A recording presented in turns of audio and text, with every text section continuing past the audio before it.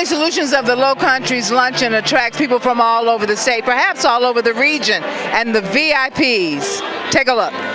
We all get together.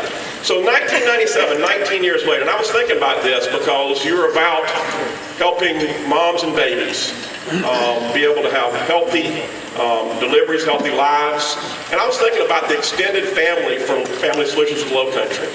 Over that 19 years, I'm sure there are thousands and thousands of babies that were born healthy because of what you've done. And now across this community, think about those thousands and thousands from less than a year old to 19. That's the Family Solutions family.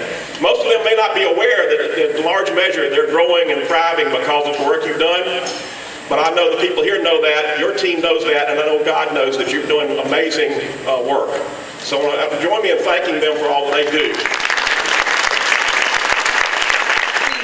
I always like to go back to the time. I just remember my childhood so plainly because I had so much fun as a child because we were always outdoors, always playing in the sand and went out early in the morning, never came in the house until late at night. And so I always like to have a story around that. And so when you're talking about strengthening families, I remember about a game that we used to play. It used to be called, I believe, Red Roses. And now in your community, it could have been called something else. In my community, it was red roses, let whoever come over. Do you all remember that? Yes. And so when you call out that name, you would have a team of people that were strong and they had their hands together. And that person who came over, running over, had to make sure that they could break through the arms or the hands that were together, right? You remember that? And so the people would come over, and I would come over sometimes, and many times we tried to break through the weakest link, right? The one that had the weakest arm, we tried to break through that. And so I want us to be mindful of that game, and let's make that game to be a part of how we're going to work together as a community that will let nothing come between what we are trying to do and the purpose and the objective of what we're trying to reach. We're trying to ensure that babies are coming into this world. First of all, they're being born healthy, and they're really going to have a thriving life. We're also making sure that our women, even before they get pregnant, that the pregnancy is well intended, well planned, that they're healthy, they're going to their doctor, they're getting all those genetic testing, and we want to make sure that nothing weak will break through that our babies will come strong, our families will be strong, our men will be strong, our communities and agencies will be strong, and we will not let any obstacle really deter us from the goal that we have in mind. Because I believe that we're not doing this work haphazardly, thinking that we're not going to get a reward for what we're doing. I really believe that we're going to get a reward for what we're doing, so I build my life in trying to help families to be better. We can't empower people, but we can help them to be empowered. Would you all work with me to make sure that in this community that we are doing that? And so once again, thank you all for coming. I appreciate your support and everything that you are doing. And come and see us anytime that you get ready.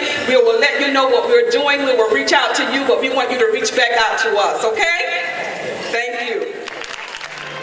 It has meant so much. I mean, really, it's been heartfelt because each year, we're in our 9th year. Next year is silver. We're going all silver. But to have the community to come together, the mayor being a part of this, and supporting us and getting to understand each and every year that we cannot do this by ourselves, that we need the whole community coming together, joining hands and ideas to help us improve infant mortality in this community and also to get our families healthy. Well, as we sit here, and of course, you're going to have the ears of your possible supporters, what kind of things are you looking forward to doing in the future with the agency? Well, we would love to have, when talking about the mayor, if he has any initiatives that are going on in the community. We are right in the city of Orangeburg as well, that we would like to be a part of that. We would like to draw our women in that we're serving to be a part of the initiatives that the Orangeburg City and County is doing, because all of that helps to empower families, and it also helps to make sure that families know and understand that their leaders are looking out for them and for their best interests as well. Absolutely. Very important for us. It now, is. do you want to add anything else? Well, we're really lunching to have a healthy community, and there's some initiatives that are down the road for that we can partner and with Family Solutions and continue to do the work that they are doing. Absolutely. Yes. I always ask permission to my senior senator to see if he wants me to go first or second. Good afternoon. You know, it's been famously said that there's no such thing as somebody else's child. There's no such thing as somebody else's child. That means they're all our children. All of them are our children.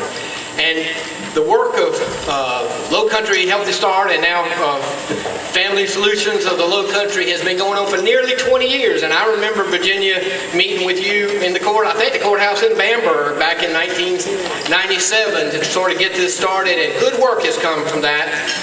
In fact, the infant mortality rate in our area has decreased, and it's directly through the work of this organization. But there's a lot of work left to do. You know what the Chinese say, beyond the mountains, more mountains. So just because we've had success doesn't mean that there's not more success to be had. And because they're all our children, and because this organization in particular reaches out to those with special needs, young needs, early needs, it is really incumbent on all of us to look out for the children of the Low Country. And we can't all be on your board, and we can't all be directly involved, but we can all be supportive in the ways that we can be supportive. And that might be through your church, that might be through the Girl Scouts, that might be coaching a child's soccer team. It could be any of those things. But it is up to you, each one of you, and I challenge each one of you to do some good in some child's life other than the ones that live in your own house. Some good in some child's life this month, next month, and every month. Because that's how we're going to make the society we live in one that we can be proud of. That's how we're going to improve the overall health and education of this area, is by each one of us investing in a child or children in our neighborhoods. And so I don't have to challenge you, Virginia, because this is your life. And we thank you so much for everything that you've done and this organization has done. And so on behalf of the junior senator soon, and soon on behalf of the senior senator from Orangeburg, and I would tell you that for those of you who don't know, collectively I think Senator Matthews and I represent Berkeley, Dorchester, Orangeburg, Calhoun, Bamberg, Barnwell, Hampton, Colleton, and I'm sure I might have left one out. But we represent the Low Country, and we are committed to helping you in any way that we can. Greetings to everybody.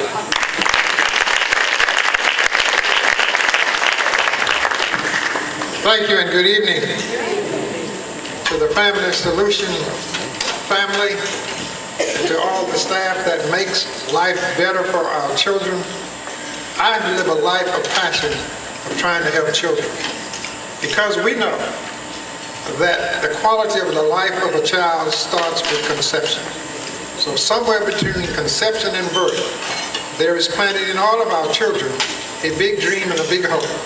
It is our responsibility as adults in this community and elected officials to make sure that those services are available so that their quality of life will not be hurt at all. Secondly, I know and I believe that children represent only about 25% of our core population, but I know that they are 100% of our future. And if you don't take care of your children, you really don't have a future. So that's why it's important that we are here today to support Family Solutions on their efforts to help the children of our community. Because if they succeed, we will succeed. If they fail, we will fail. So thank you very much for all that you do for the children of our community, making their lives better, creating that opportunity. And I want to thank you. And if there's anything that this delegation that I can do to assist you in that process, believe me, we will do that because we recognize our children are the most important asset that we have in our community. Thank you very much. In terms of education, there's a lot of talk out there about choice and all those kinds of things. I personally am a product of public education. I am too. The school board member from Allendale gave a great pitch for public education. You've been working on some. I always believe that education is the gateway to the American dream, and too many of our children are not getting that dream because they don't get a good quality education. And so it's important for this community in this state to invest in knowledge and skills because that's the world of tomorrow. Thank you so much. Everybody's talking about the significance of what's happening here today, because we're fighting infant mortality. But as an elected official, you have to say grace over a whole lot of things. What do you want this crowd to know about the significance of Brad Hutto being here today? Well, I would tell you that I've been working with Virginia Berry White for almost 20 years now in the rural areas that Family Solutions serves. And these are the children that need service the most. I mean, we have a responsibility as public officials for all the children, but these children that are at risk of low birth weights and have very challenging needs in their earliest weeks and months is what this whole group is about. And so I salute the work that they do and have done. And it's a challenge for us to make sure that proper funding comes back to the rural areas of South Carolina, because you shouldn't have to be born in the Rock Hills and the Somervilles of the world to get the best treatment. If you live in rural South Carolina, you deserve our special attention also. Faith is a substance of things hoped for and the evidence of things not seen. Just stand think about Scipio's life. Think about all of our ancestors who tilled this great land outside. Think about the position they were in. Think about what their hopes and dreams were at that time. The 18th, the 17th century, the 18th century, 19th century America. Think about what they were going through and what hopes they had for their babies. What hopes they had for their children. Ladies and gentlemen, I am here today to tell you that we stand on the shoulders of giants. We stand on the shoulders of people who have borne tremendous pain. They have suffered greatly, but they persevered and they moved on. A Scipio Reigns would have never imagined, or perhaps he did. Perhaps he hoped for a room like this, where you see people of all colors and races sitting together for one common purpose, and that is to ensure that we have healthy mothers and healthy babies. When maybe he hoped for and dreamed of a future where he would have great-great-grandchildren that might represent and be able to serve in the United States Congress. I don't know if you ever imagined that, but guess what? It has happened in this United States of America right here. Right here. And that's out of South Carolina. Ladies and gentlemen, you have brilliance amongst you. That's right. People with big ideas, dreams, and hopes, not only from our ancestors, but today, right here. And guess what? They might not all be sitting in City Hall. They might be somebody that's in need of help right now. They might be somebody in this network that you're reaching out to, a resource mother, or a young baby that you helped birth into this world in a healthy way, who will grow up to do profound things that we can't even imagine. Ladies and gentlemen, we are the substance of things hoped for. We are the evidence of things not seen. We're it. We're faith. I run the Center for Global Policy Solutions based in Washington, D.C., and our mission is to drive society towards inclusion. Absolutely. So now, how does the Family Solutions and healthy babies, infant mortality, how does that fall directly in line with what you do? What they are seeking to do is what we're all about. I mean, we need to make sure that all babies are born healthy in this country, and yet we still have racial and ethnic disparities, income disparities when it comes to health outcomes, not only for babies, but also for their moms as well, and for their family members. And we have to close those disparities if we want to have an equitable nation. It's important that we focus on inclusion, and healthy babies is the number one priority. Absolutely. Now, are there any things coming down the road, if you will, kind of any new initiatives, things that are innovative, kind of to move us forward? Are there any things that you guys are looking forward to for the future?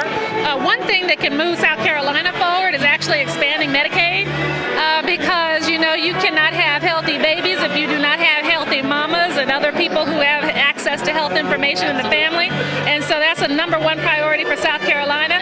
But nationally, it all depends on what happens in this upcoming season, electoral season. Absolutely. I think that we could see, certainly the whole notion of a public option in the Affordable Care Act. I think a lot of people at the national level are talking about wellness, how to incentivize wellness for mothers and their children.